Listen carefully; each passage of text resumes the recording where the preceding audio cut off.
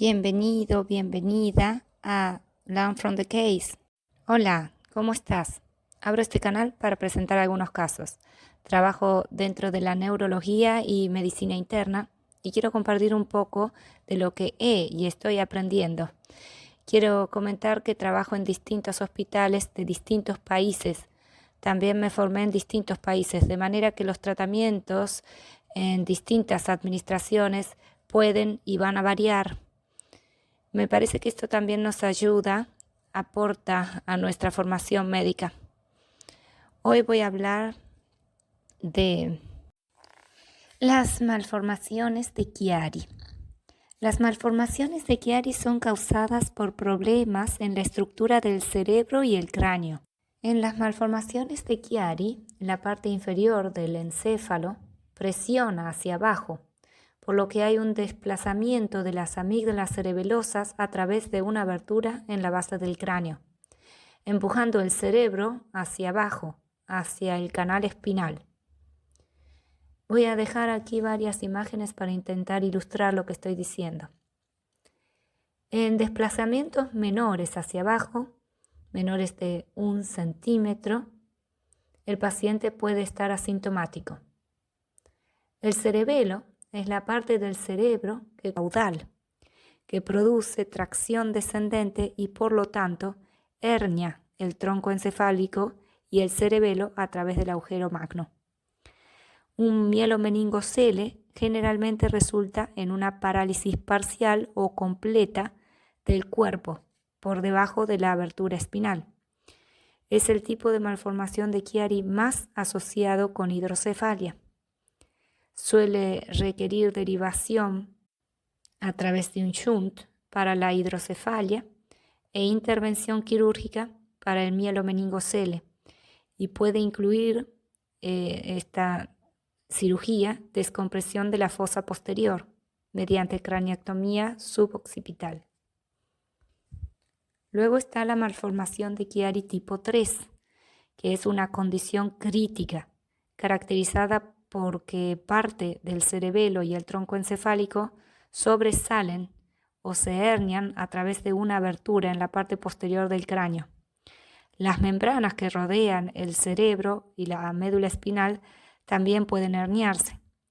Los síntomas de esta forma muy rara de malformación de Chiari aparecen en la infancia y pueden causar complicaciones debilitantes y potencialmente mortales.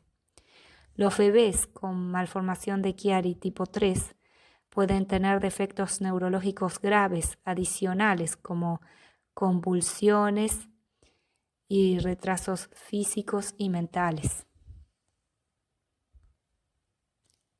Luego está el tipo 4 de malformación de Chiari, una afección también muy rara que implica un cerebelo incompleto o subdesarrollado, una afección conocida como hipoplasia cerebelosa. Mientras el cerebelo está en su posición normal, faltan partes del mismo y es posible que se vean partes del encéfalo y de la médula espinal. Hay algunas personas con malformación de Chiari que no presentan síntomas inicialmente, pero pueden desarrollarlos más adelante en la vida, ya que los síntomas dependen del grado en que se comprime el tejido y los nervios y de la acumulación y la presión del líquido cefalorraquídeo. Los síntomas de malformación de Chiari pueden incluir dolor de cabeza, especialmente después de toser, estornudar o hacer esfuerzo repentino, dolor de cuello, problemas de audición o equilibrio, debilidad o entumecimiento muscular, mareo, dificultad para tragar, respirar o hablar, babeo excesivo, náuseas o vómitos, zumbidos o zumbidos en los oídos, tinnitus, curvatura anormal en la columna como una escoliosis, insomnio, depresión, problema en la coordinación de las manos y la motricidad fina, dificultad para comer e incapacidad para ganar peso. Los signos y síntomas se deben principalmente a la compresión directa del tronco encefálico, que puede causar disfunción autonómica, en particular episodios sincopales, bradicardia sinusal. Esto debido entonces a disfunción autonómica. Cabe señalar que los investigadores han determinado que la duración del descenso de las amígdalas en la malformación de Chiari no siempre se corresponde con la gravedad de los síntomas y con la respuesta al tratamiento. De hecho, algunas personas se clasifican como malformación de Chiari tipo 0, en la que el descenso de las amígdalas cerebelosas es mínimo o nulo, pero estos individuos todavía tienen síntomas asociados con una malformación de Chiari, probablemente debido a anomalías en el flujo del líquido cerebro-raquídeo dentro del cráneo o en el canal espinal. Se están realizando investigaciones para comprender los complejos mecanismos subyacentes que causan las malformaciones de Chiari. La malformación de Chiari se asocia y puede causar otras afecciones neurológicas, incluida la hidrocefalia, una acumulación excesiva del líquido cefalorraquídeo en el cerebro, la espina bífida, el cierre incompleto de la columna vertebral y las membranas alrededor de la médula espinal, la siringomielia, un quiste lleno de líquido cefalorraquídeo conocido como una siringe en la médula espinal, y el síndrome de la médula anclada, en el que el movimiento de la médula espinal está restringido por el tejido que rodea la parte inferior de la columna. La resonancia magnética es la principal prueba de elección en estos individuos, ya que permite una visualización completa de la unión cérvico-medular. Las malformaciones de Chiari 1 generalmente son asintomáticas y no requieren tratamiento, pero cuando hay algunos síntomas, el más común, tanto en el adulto como en el niño, es el dolor o el dolor de cabeza en la región occipital y cervical, dolor de cuello. En la población muy joven puede ser difícil investigar antecedentes de dolor de cabeza o dolor, donde es probable que estos síntomas se manifiesten más como llanto excesivo, irritabilidad y retraso en el crecimiento.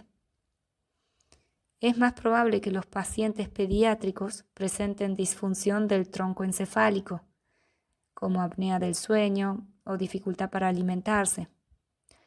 Esto último se debe a la afección de los nervios glosofaringeo y vago, lo que provoca la ausencia del reflejo nauseoso y la ronquera.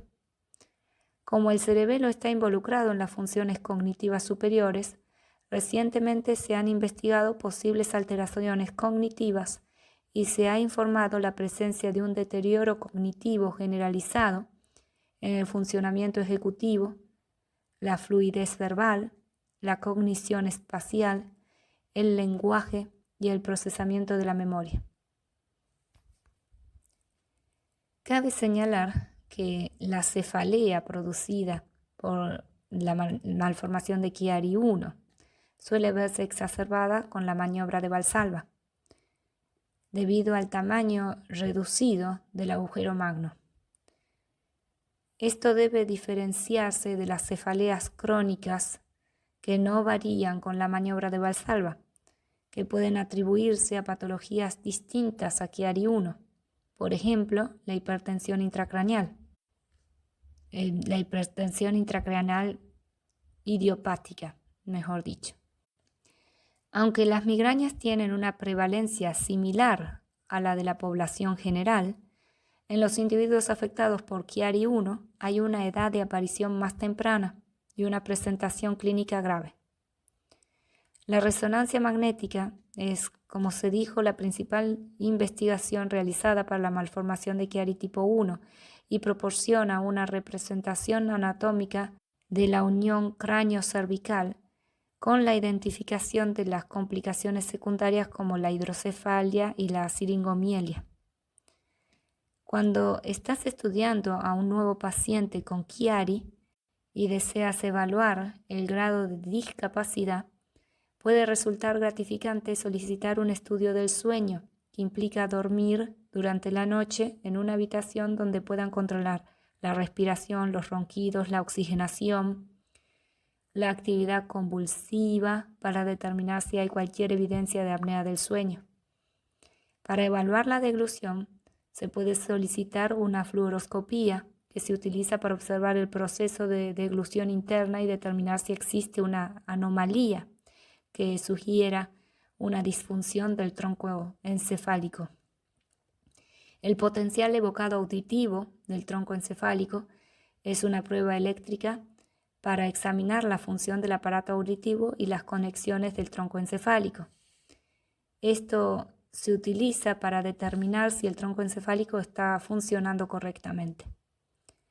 Los potenciales evocados somatosensoriales son una prueba eléctrica de los nervios involucrados en la sensación, que brinda información sobre los nervios periféricos, la médula espinal y la función cerebral. El tratamiento de la malformación de Chiari tipo 1 sigue siendo bastante empírico. Abarca una combinación de enfoques médicos y quirúrgicos a través de una estrategia dinámica multimodal. La elección del tratamiento depende del grado de discapacidad. Generalmente se limita a la sintomatología. Por ejemplo, tratamiento para los dolores de cabeza o dolor de cuello. Los medicamentos antiinflamatorios no esteroides, los relajantes musculares, los colares de soporte físico para proporcionar alivio asintomático. También se han propuesto la meditación, el yoga o la terapia de atención plena para abordar el dolor. El tratamiento quirúrgico generalmente se reserva para pacientes que presentan síntomas graves o que empeoran y que luego tienen una confirmación del descenso cerebeloso en las imágenes y una malformación de Chiari que obstruye el flujo de líquido cefalorraquídeo confirmada con cine-resonancia.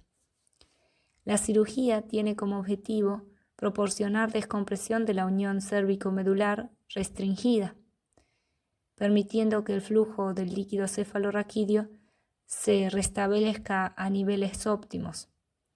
El abordaje principal consiste en realizar una cranioectomía suboccipital a nivel del arco posterior C1, una laminectomía C1 a 2, con o sin duroplastia asociada.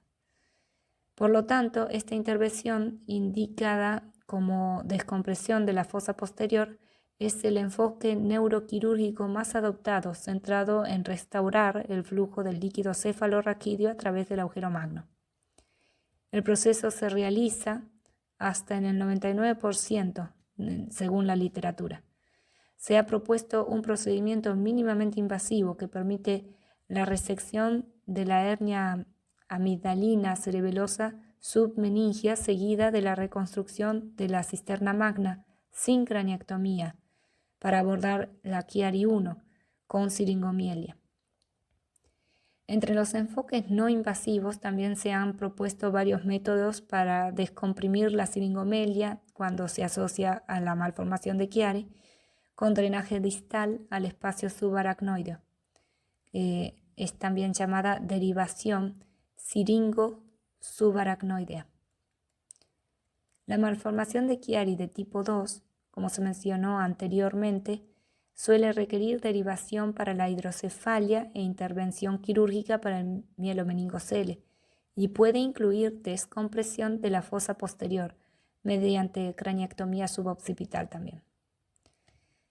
Los diagnósticos diferenciales, los diagnósticos importantes a considerar en el estudio de la malformación de Chiari 1 son ectopía amigdalina cerebelosa, cuando es menor a 5 milímetros, el Chiari 2 a 4, los otros tipos, hipertensión intracraneal idiopática, que también se llama pseudotumor cerebral, hipotensión cráneoespinal, invaginación basilar,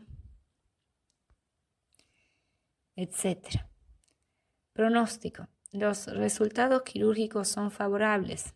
El 73% de los pacientes mejoran en menos de un año después de la operación y el 79% entre el primer año y los 3 años después. La descompresión de la fosa posterior indujo una mejoría de los síntomas en aproximadamente 2/3 de los individuos, especialmente en aquellos con siringomielia asociada. Complicaciones. Las complicaciones postoperatorias más comunes son la fuga del líquido cerebro-raquídeo y la formación de pseudomeningocele. Este último puede requerir una cirugía de revisión y la inserción de una derivación.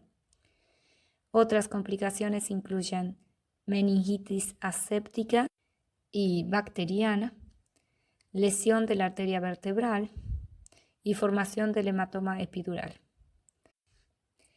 En el posoperatorio, los pacientes pueden experimentar dolor de cabeza y de cuello debido a la propia operación. Se pueden administrar ejercicios de cuello para ayudar a recuperar la movilidad total tan pronto como sea posible. Los pacientes suelen volver a trabajar en 4 a 6 semanas y se realiza una resonancia de seguimiento aproximadamente 6 meses a 1 año después de la cirugía. La recuperación completa de la cirugía puede llevar meses o más. Es importante aumentar lentamente la actividad de manera gradual, evitando cualquier levantamiento extenuante en la fase inicial de recuperación. Si bien el origen genético de la malformación de Chiari requiere más confirmación, la malformación de Chiari puede ocurrir en varios síndromes genéticos definidos. Sin embargo, no siempre está claro si las asociaciones observadas son reales o aleatorias. Dichos síndromes genéticos son especialmente la craneosinostosis, las petenopatías y las rasopatías. Espero que este video haya captado tu atención. Esta presentación es entretenimiento para estudiantes y profesionales de la salud a los que le apetezca escuchar estudios, discusiones o casos clínicos. No intenta de ninguna manera reemplazar el aprendizaje que brinda la lectura de literatura médica o la experiencia que brinda la práctica médica.